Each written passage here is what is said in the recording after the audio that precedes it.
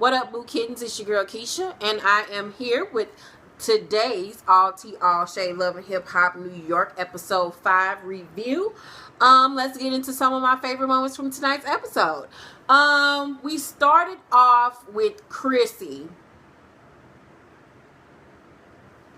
and Mama was sitting in that club looking like she was like lathered in Crisco grease or in vegetable oil, some leftover fish grease or chicken grease that had been sitting on the stove for like 3 weeks.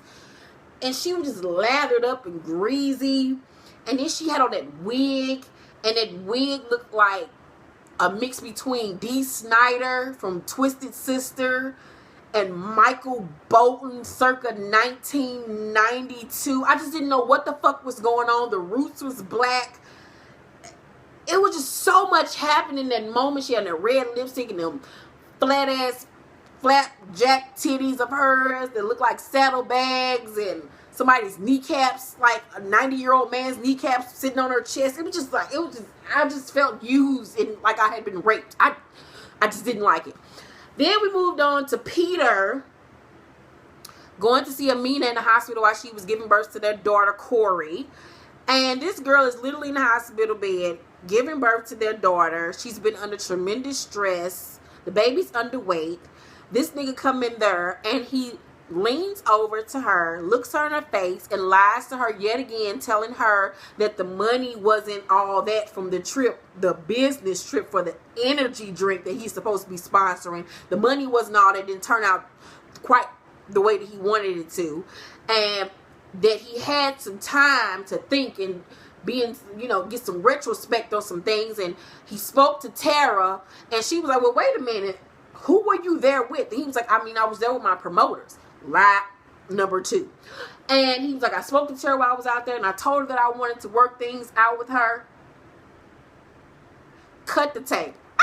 Like, stop everything, hold the fuck up. No, the fuck you ain't telling this girl that you called your baby mother while you were on vacation, well, a business trip, and tell her that you want to be with her while your wife is back in New York pregnant with your baby and is due any day now. And you tell your wife, while she's in the hospital bed, that you contacted your baby mom and told her that you want to work things out and be with her.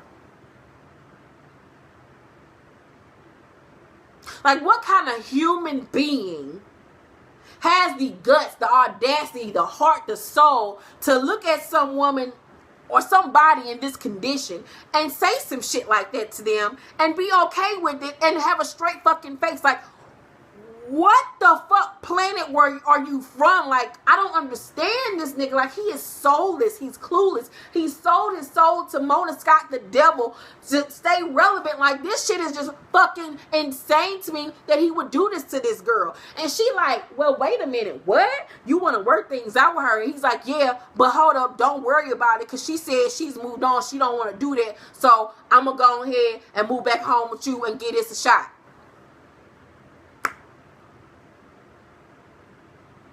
So, I'm option number 2, nigga. I'm a consolation prize for your ass, my nigga. Like, really, nigga? Like, what? But in that moment, as I watched this girl lay in this hospital bed with tears rolling down her face, the heart monitor's going off, all I could think was, bitch, this is your fault. This is what the fuck you asked for. This is the grave you've dug for yourself, because you are the bitch that invited yourself into this situation when you met this nigga and knew he had a bitch at home with 2 kids that he was living with, and you didn't give a fuck about her feelings. You didn't give a fuck about their kids. All you gave a fuck about was his dick being in your mouth and in your pussy, and y'all having a good time and y'all partying and this and that, and you wanted him. You wanted him, Amina, butterfly. So this is what the fuck you got. You wanted him, now you got all of him. The lying, the cheating, the disrespect, the not having no motherfucking money. Just the all-out ratchet bullshit that this nigga has to offer, them dirty ass feet. Like, everything. Like, that dirty dick. You can't tell me that all of them ain't got herpes. Everybody's dying. So, I don't feel bad for Amina. I don't feel sorry for that bitch, because this is what the fuck she asked for. Like, this is what the fuck you wanted, bitch. Enjoy. Then we move on to Yandy, and even Yandy's stupid. Like, I love Yandy and Mandy's relationship to an extent, but I have to look at the bigger picture for what the shit really is. And this nigga had a baby on you. Y'all got you got a kid with him, and he got a baby that he had with another bitch, and y'all kids the same damn age. This nigga got a case where this nigga might be going away for some odd years, and now you're pregnant again with another baby, and this nigga still might be going to jail for some odd years, and you trying to marry this motherfucker. Like, bitches, like, do you hoes think, like, about your life, about your future, about your kids, about what the fuck you're doing? Like, how many of you all, and just let me know in the comments down below, would you get pregnant by a nigga again and then plan a wedding with a nigga that possibly is going to jail for at least on a minimum about 10 years? Would you do this with your life? I, on the other hand, would not. I'm gonna just keep it all the way 100. I'm not going to sit up there and give my life and have another baby with a nigga that possibly ain't going to be here tomorrow.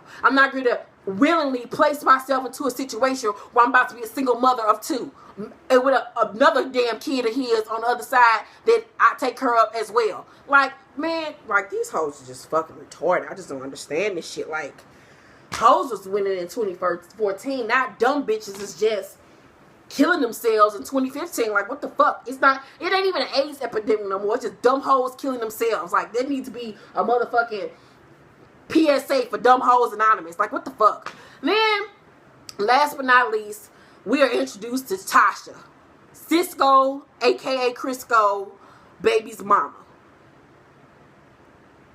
And Tasha came in that room, and all I could say was, oh God. All right. Wasn't expecting that. But okay, I guess. He like it, I love it. All right. She wasn't ugly. She wasn't cute.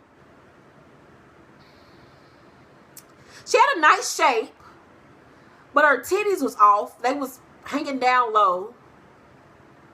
They wasn't adjacent. It was some just wibbly wobbly about them.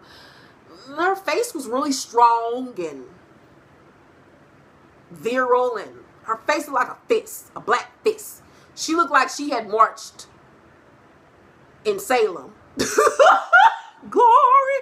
Like, she looked like she walked with Martin Luther King and Medgar Evers and all them people in Salem for justice. Like, I just didn't understand, like, who the fuck she was. That hair was slicked back. I didn't understand it. She had lip liner on her lips. I didn't know what to think about it. And he telling her that he loved her, he want to be with her. He fucked up. He realized he fucked up. He got this sincere look on his face. He getting them crocodile tears in his eyes, that all niggas do when they trying to get some pussy, when they trying to fill your head with nothing but lies so they can get back to that old thing and have you looking stupid and just being on some dumb shit. And she just started crying and saying, you know, I want to believe you, but I know that you ain't shit, my nigga. Like, you the same nigga that was cheating on me. You the same nigga that I had a baby in the hospital. I was giving birth to our baby. You was nowhere fucking around. Like, nigga, I learned you. I don't want to go back to that shit no more.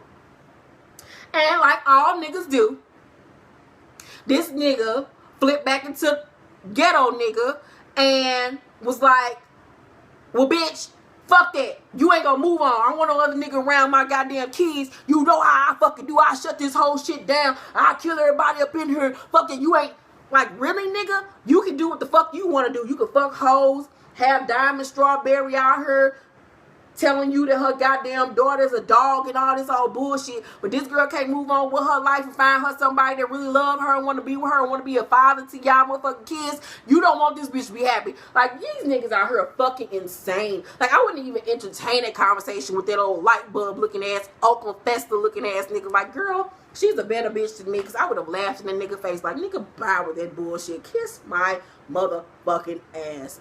Nigga, please. Looking like a bar of soap. Looking like a goddamn